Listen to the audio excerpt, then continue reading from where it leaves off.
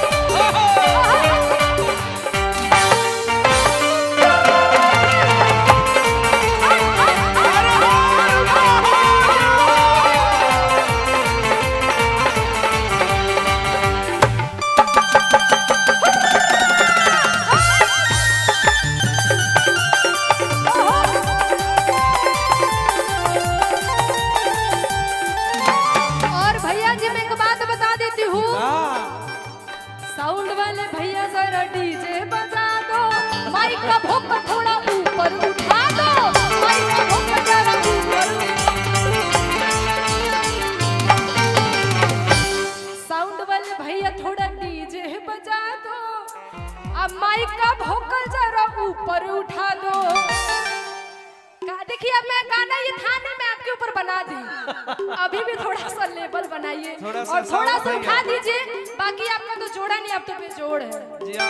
और डब्लू भैया के साउंड है। और यहाँ पे मेरे भाई लोग के लिए एक बात मुझे याद आ रहा है इनकर जोड़ के हो नहीं खे बिजोड़ बाड़े हो कि भोला गौरा के दुनिया में जोड़ नहीं खे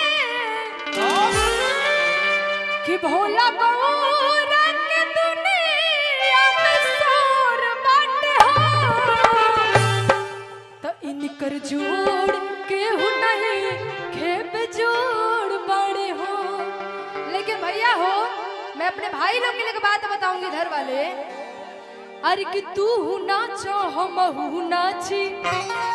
अरे आज नाचे सीखी हूँ न बाची कि ताल मिला के मूड बना के ताल मिला के मूड बना के बोलबम के नारा लगा के जब हम बोलेंगे बोलबम के नारा लगा के तो आप सभी कोई बोलेगा हर हर महादेव। ठीक है ताल मिला के मूड बना के अब बोलबम के नारा लगा के हर हर महादेव ताल मिला के मूड बना के बोलबम के नारा लगा के हर हर महादेव कहे के बका कि नच कवरिया डीजे बजा के नच कवरिया डीजे बजा के नच कवरिया कमर हिला के नाच हम नाची आज नाचे से केहू न बाजी तू नाच हम नाच आज नाचे से केहू न बाजी ताल मिला के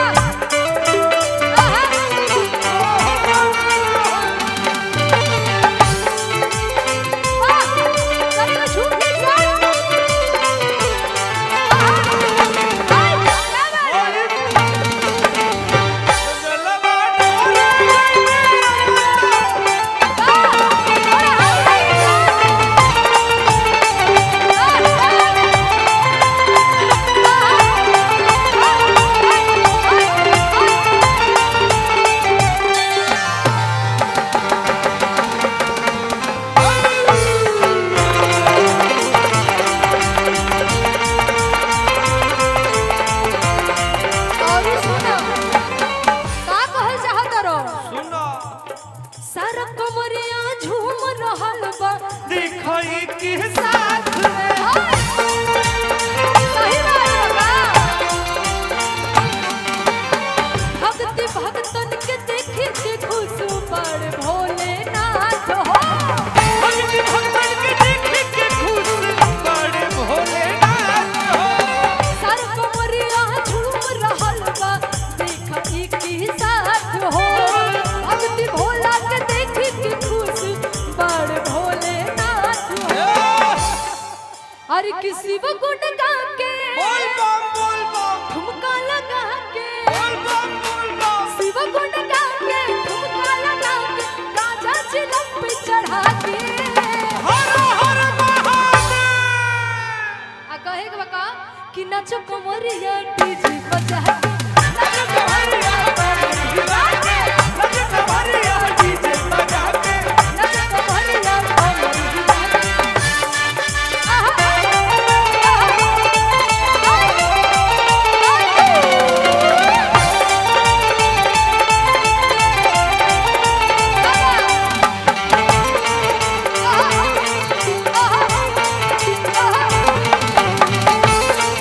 हमारी उधर वाली चाची जी तो ताली बजाती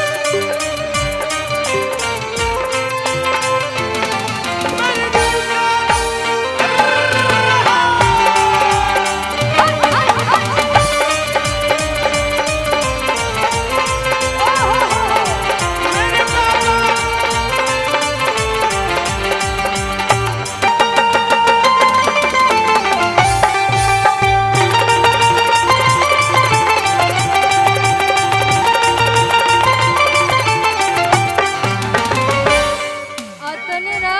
सुना हो देखो मंदिर के घंटी सुनाए लगन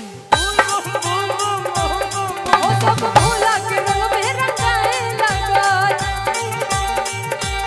हो देखो मंदिर के घंटी सुनाए लगन सब भोला के रंग में रंगाए लगा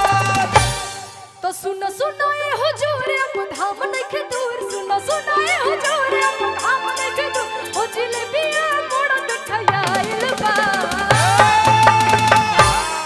और कितने लोग देवघर गए हैं हाथ उठा के बताइए कितने लोग गए हैं